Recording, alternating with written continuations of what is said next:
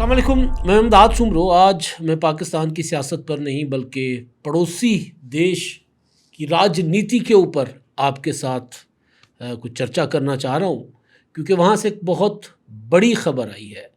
और ख़बर ये है कि वहाँ के जो शिक्षा मंत्री हैं, वज़ीर तालीम, उनका इस्तीफ़ा ले लिया गया है। अगर यूँ कहें तो गलत नहीं होगा कि प्रधानमंत्री नरेंद्र मोदी साहब ने घुटने टेक दिए युवा पीढ़ी के सामने। लोग इसको जेनजी का एहतजाज कह रहे हैं। मेरे नज़दीक ये सिर्फ जेनजी का गुस्सा नहीं है, जेनजी का एहतजाज नहीं है, बल्कि 25 साल की एक इसके पीछे तारीख है, जो 2001 से शुरू होती है गुजरात से और फिर वो दिल्ली तक पहुंचती है। पहले गुजरात में कत्लेआम होता है, गुजरात में दंगे होते हैं और गुजरात के दंगों को सीढ़ी बनाकर नरेंद्र मोदी जो हैं वो राजधानी दिल्ली तक का सफ़र तय करते हैं और फिर वही कुछ करते हैं पूरे देश भारत के साथ जो उन्होंने गुजरात में किया, यानी धर्म के नाम पर, मज़हब के नाम पर भेदभाव। ये था वो गुस्सा, जिस गुस्से ने जो दिल्ली में आंदोलन शुरू हुआ, दिल्ली में जो एहतजाज शुरू हुआ जंतर मंतर पर, फिर वो पूरे भारत में, पूरे इंडिया में फैल गया और बिलाखिर उसने मोदी को घुटने टेकने पर मजबूर किया।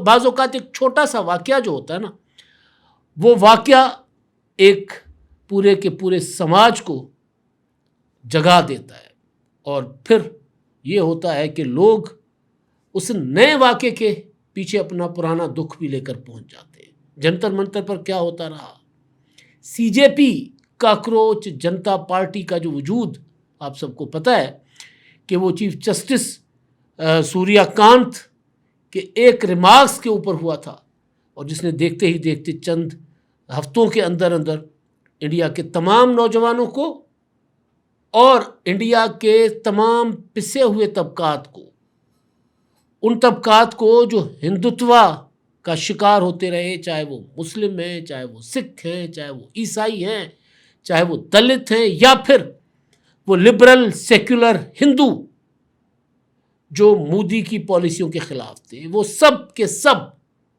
निकल आए अपने पुराना हिसाब किताब लेकर। सूर्यकांत ने कहा था कि ये नौजवान काकरोच, ये पैरासाइट हैं, सारा दिन सोशल मीडिया पर बैठकर जो है वो तनकीद करते रहते हैं, जालियाँ डिग्रियाँ बनाते हैं।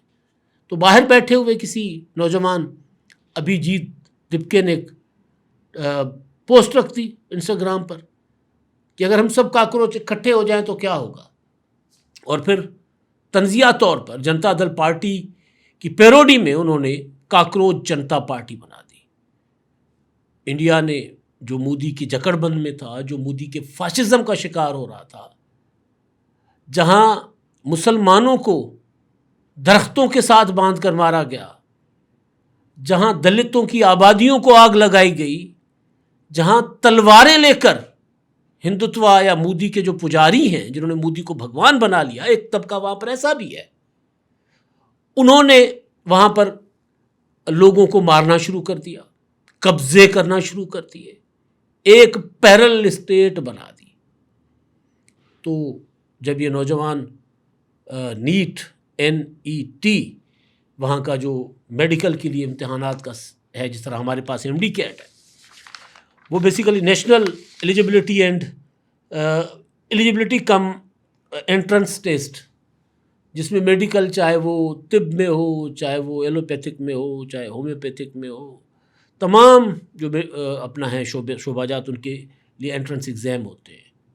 पर्चा लीक हो जाता है, 12 नौजवान खुदकुशी कर लेते हैं और फिर काकरोच जनता पार्टी और फिर एक आंदोलन यानी एक एहतजाज शुरू किया जाता है 35 दिन पहले जंतर मंतर पर। जंतर मंतर यानी वहाँ का डी चौक, आसान अल्फाज में। तो डी चौक पर जमा हो जाते हैं और फिर सोनम वो जो है अपना एक समाजी शोबे में काम करने वाले तालीमी माहिर सोनम वांगचुक, वो वहाँ जाकर मरण व्रत रखते हैं, यानी तादम मर्ग भूख हड़ताल। वहाँ पर पुलिस आकर नौजवानों पर तशद्दुद करती है, तो वहाँ पर हिंदू, मुस्लिम, सिख, ईसाई सब इकट्ठे हो जाते हैं। सब अपनी अपनी, मुसलमान नमाज पढ़ रहा होता है जंतर मंतर पर, जहाँ पर ये जो हिंदुत्व वाले हैं कहते हैं कि आज़ान नहीं देनी,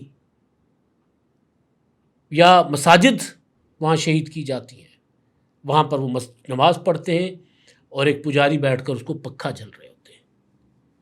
इसका मतलब ये है कि वो जो मोदी के ख़िलाफ़ या हिंदुत्व के ख़िलाफ़ भी नफ़रत थी ना, कि एक मौलवी जो है, मुसलमान मौलवी बैठकर नमाज पढ़ रहा है, निकला वो नौजवानों के साथ है, लेकिन उसके अंदर अपना जो गुस्सा था, उसकी जो अपनी नफ़रत थी मोदी सरकार के ख़िलाफ़, वो भी वो ले आकर नौजवानों के साथ बैठ गए। वहाँ पर एक मुसलमान तिरंगा पकड़ के खड़ा हुआ है, क्योंकि मुसलमानों को कहा जाता है कि तुम तो पाकिस्तानी हो, तुम यहाँ से निकल जाओ। अब जब ये एहतजाज इनसे बेकाबू हो गया तो इन्होंने वही पैंतरा अख्तियार किया जो हमेशा करते हैं, कि जी इनको तो पाकिस्तान से पैसे आते हैं, पाकिस्तान से सपोर्ट होती है। इल्ज़ाम सुना सुना लगता है कि जी इनको दुश्मन मुल्क जो है वो इनको उभार रहा है, हमारे ख़िलाफ़ साजिश हो रही है।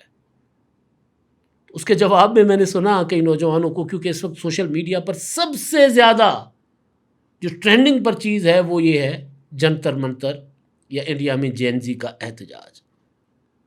और वो एहतजाज दिल्ली तक नहीं है, दिल्ली में भी है, पटना में भी है, हैदराबाद में भी है, ये जो चंडीगढ़ में भी है। इंडिया का कोई ऐसा रियासती राजधानी नहीं है, यानी हम अगर यहाँ से शुरू करें तो चंडीगढ़ से होता है पहला राजधानी पंजाब का, सूबाई या रियासती, उससे लेके साउथ तक, यानी नॉर्थ से साउथ तक हर बड़े शहर में एहतजाज हो रहा है। और पटना वालों ने, बिहार वालों ने तो हद कर दी। उसमें मैं एक देख रहा था अपना वीडियो कि नौजवानों पर वो पानी मार रहे हैं, जनाब पुलिस वाले वही वाटर कैनन का इस्तेमाल कर रहे हैं, वो शर्टें उतार कर नहाना शुरू हो जाते हैं, नाचना शुरू हो जाते हैं। पुलिस के जो बैरिकेड होते हैं हमारे यहाँ ज़रा डिफरेंट होते हैं, उनके यहाँ डिफरेंट होते हैं, उनके नीचे छोटे से वो लगे होते हैं बॉल बेरिंग टाइप, जो हल्के से छोटे से टायर जो लगे होते हैं, उसको वो गाड़ियाँ बनाकर चला रहे हैं, एंजॉय कर रहे हैं। पुलिस लाठीचार्ज करती है तंग आकर, तो वो गन मन जन, वो जो उनका कौमी तराना है वो पढ़ना शुरू कर देते हैं, वो पीके मूवी की तरह। पुलिस बेबस हो जाती है कि भाई कौमी तराना पढ़ने वालों पर लाठीचार्ज हम कैसे कर सकते हैं। तो मैं जो गुजारिश कर रहा था, जहाँ से मैंने आगाज़ किया कि त्याग पत्र आ गया, फाइनली त्याग पत्र मतलब इस्तीफ़ा आ गया धर्मेंद्र प्रधान का, वहाँ के जो वज़ीर तालीम है, शिक्षा मंत्री है। चंद दिन पहले तक वो कह रहे थे कि जी नहीं देंगे इस्तीफ़ा। ये स्टूडेंट्स, ये जो छात्र हैं, ये किसी और एजेंडा पर है। ये युवा पीढ़ी जो है ये भटकी हुई है, ये किसी साजिश का शिकार हो रहे हैं। फिर 2 दिन पहले नरेंद्र मोदी, 56 इंच की छाती वाले नरेंद्र मोदी जो है, उनको एक छोटा सा वीडियो बयान और बहुत ज़्यादा क्लोजअप करके एक डरावने चेहरे के साथ जारी करना पड़ा। उसमें वो कहते हैं कि जनाब ये जो कुछ हुआ है गलत हुआ है, युवा पीढ़ी के साथ बहुत ज़्यादती है, मैं नहीं चाहता कि हमारे छात्र जो हैं वो इसी तरह सड़कों पर जो है वो आंदोलन करते फिरें, लिहाजा मैंने निर्णय लिया है कि इसकी विशेष जांच करवाई जाएगी और फास्ट ट्रैक अदालतें बनाई जाएंगी ताकि जल्द अज जल्द जो है इस पर इंसाफ इनको दिया जा सके। अब सवाल ये है कि जैसे मैंने आपको बताया, मैंने मुख्तसरन बताया कि जी मोदी की 25 साल जो आमरीत है गुजरात से जो शुरू होती है, उसका अब अंत होने जा रहा है। मोदी के दिन जो है मुझे लग रहा है गिने जा चुके हैं, क्योंकि मोदी जो इंतखाबात तो, चुनाव तो फेर फार करके, हेरा फेरी करके जीत जाता है, लेकिन मकबूलियत रोज़ बरोज़ उसकी घटती जा रही है। थोड़ा सा मोदी की मैं आपको हिस्ट्री बताता हूँ। 2001 में पहली बार 7 अक्टूबर 2001 में पहली बार गुजरात के मुख्यमंत्री बने। फिर दूसरी बार 2002 में बने, असेंबली टूट गई थी। तीसरी बार 2007 में, चौथी बार 2012 में, और फिर 2014 में उन्होंने इस्तीफ़ा दे दिया था। और इसी दौरान 2001 अपना वहाँ पर गुजरात में फसादात हुए। ये फसादात भी मैं आपको बताता हूँ, जिसमें सरकारी आदाद व शुमार जो है उसके मुताबिक तो 1044 लोग हलाक हुए थे, जिसमें 790 मुसलमान थे। ये 2002 में गोधरा रेलवे स्टेशन के करीब साबरमती एक्सप्रेस ट्रेन के अंदर आग लगी थी। 59 हिंदू जो है वो जल गए थे, जिसका इल्ज़ाम मोदी ने मुसलमानों पर लगाया। और फिर मोदी ने एक प्रॉपर ऑर्गेनाइज्ड सरकार की सरपरस्ती में फसादात मुसलमानों के ख़िलाफ़ करवाए और मुसलमानों के घर जलाए गए, कारोबार जलाया गया, कत्लेआम हुआ मुसलमानों का। ज़ाहिर है फिर जवाब में तो फसादात हुए, तो फिर उधर भी नुकसान हुआ। और उसी नारे को इस्तेमाल करते हुए फिर नरेंद्र मोदी जो हैं 26 मई 2014 को पहली बार वज़ीर आज़म बने, प्रधानमंत्री बने, राजधानी दिल्ली के प्रधानमंत्री भवन में आकर विराजमान हुए। फिर 30 मई 2019 को दोबारा बने। फिर अभी 9 जून 2024 को तीसरी बार प्रधानमंत्री बने, और प्रधानमंत्री बने उनको 12 साल हुए। और उस दौरान उन्होंने जितने क्या कहते हैं जुल्म किया, जितना उन्होंने वहाँ पर अत्याचार किया अपने ही लोगों पर।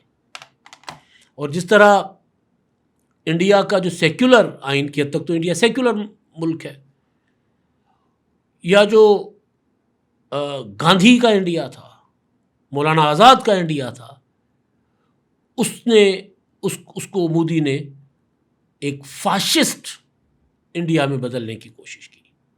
तो अगर कोई ये समझता है कि ये जो जेनजी का एहतजाज है, तो मैं तारीख़ी एतबार से जो मैंने 25 साल की मुख्तसर आपके सामने चीज़ें रखी हैं, उस हवाले से मैं इसको नहीं समझता कि ये दुरुस्त बात है। अभी ताज़ा बिहार में, बंगाल में, वहाँ से मोदी जीत गए जी। पिछले जो रिसेंट इंतखाबात हुए हैं, जो पाकिस्तान पर उसने बिहार के इंतखाबात से पहले हमला किया ना 6 मई को 2025 को, तो बिहार का चुनाव जो है वो मोदी जी जीत जाते हैं। मोदी जी जनाब जीत जाते मतलब वहाँ पे मिलीजुली सरकार बनाते हैं। पहली बार वहाँ पर बीजेपी बंगाल में जीत जाती है। लेकिन जो बिहार में शिद्दत है एहतजाज की, वो दिल्ली की शिद्दत से भी कहीं ज़्यादा है। और मैं जो गुजारिश कर रहा था कि सिर्फ जेनजी नहीं है, आप देखें कि इंडिया के जितने जाने माने और अच्छी साख रखने वाले अदाकार, बॉलीवुड के हों, शायर, अदीब, चाहे उनका ताल्लुक़ किसी भी दीन धर्म से है, चाहे वो नसीरुद्दीन शाह हैं, चाहे वो सलमान ख़ान हैं, या चाहे वो साउथ के मैं नाम भूल रहा हूँ वो हैं, या जितने भी बड़े बड़े अदाकार, वो सारे के सारे नौजवानों के साथ आकर खड़े हो गए। उन्होंने आके, सिवाय वो जो ख़ातून हैं कंगना रनावत जो कि बीजेपी की हैं, सिवाय उनके, या इस तरह के कुछ और बीजेपी के चेहरों के, बाकी किसी ने भी मोदी की हिमायत नहीं की। सब आकर तलबा के साथ बैठे उस मोर्चे पर, उस आंदोलन में, उस धरने पर। वो जो सोनम वांगचुक है, उन्होंने तो भूख हड़ताल ख़त्म कर ली। लेकिन आखिरी बात, जाते जाते जो मीम्स बनी हैं मोदी के हवाले से, एक मीम है जी, वो कहते हैं जी प्राइम मिनिस्टर नहीं चाहिए इंडिया को। दो नौजवान खड़े हो, तो दूसरा कहते हैं जी क्यों नहीं चाहिए, इसके बगैर देश कैसे चलेगा। तो उसने कहा देश प्राइम मिनिस्टर नहीं चला सकता, देश प्लम्बर चलाएगा। कहा वो क्यों? उसने कहा यहाँ सब कुछ तो लीक हो जाता है, नीट का पेपर लीक हो जाता है, वहाँ पर जो कमीशन है वो जो होती है सरकारी नौकरी के लिए वो लीक हो जाती है, यहाँ पर ख़जाना लीक हो जाता है, सारी चीज़ें लीक हो जाती हैं। तो प्लम्बर की ज़रूरत है, प्रधानमंत्री की ज़रूरत नहीं है। एक नौजवान को मैं सुन रहा था, उन्होंने कहा कि जी सवाल किया अपना इंडियन मीडिया से, और यही सवाल वहाँ की जो कांग्रेस की लीडर हैं प्रियंका गांधी और अपोजिशन लीडर जो हैं विपक्ष नेता राहुल गांधी, वो भी कर रहे हैं। वो कहते सदन में क्यों नहीं आते, यानी ऐवान में क्यों नहीं आते मोदी जी, यहाँ आकर जवाब दें। और सहाफ़ियों के सवालों के जवाब क्यों नहीं देते, मीडिया में क्यों नहीं आते, प्रेस कॉन्फ्रेंस क्यों नहीं करते, आए ना सामना करें। अगर इतना उन्होंने इंडिया को तरक्की दिलवाई है तो आकर बताएं, सवालों के जवाब तो दें। मोदी जो 56 इंच की चौड़ी छाती वाले हैं ना, वो तो चूहे की तरह बिल में छुप गए जाकर। और ये जो पहला त्याग पत्र है, मुझे लगता है कि ये अब मोदी की उल्टी गिनती का आगाज़ है। मोदी की सरकार जो है वो अकेले जेनजी नहीं, पूरा का पूरा इंडिया का समाज जिसको घुटन में उन्होंने जकड़ के रखा हुआ था, वो गिराने का तय फैसला कर चुके हुए हैं। हाँ, कामयाब कब होते हैं शायद वक्त लगे, लेकिन ये तय हो गया है कि मोदी या हिंदुत्व यानी बीजेपी, उनका अंत आया चाहता है। आखिरी बात कि एक साजिश है नौजवानों का निकलना, इनको दुश्मन मुल्कों ने पैसे दिए हुए हैं, ये इल्ज़ाम ज़रा सुना सुना लगता है। अब तक के लिए इतना। 999 कम्युनिकेशन, डिजिटल मीडिया और यूट्यूब चैनल्स की दुनिया में बड़ी कामयाबियां समेटने के बाद अब वेब न्यूज, वेब चैनल और यूट्यूब न्यूज चैनल की तरफ कदम बढ़ा रहा है, जिसके लिए हमें मुल्क भर में रिपोर्टर्स की जरूरत है। ख्वाहिशमंद हजरात व खवातीन नीचे दिए गए नंबर पर राब्ता करें। व्हाट्सएप +92 309 1226 999।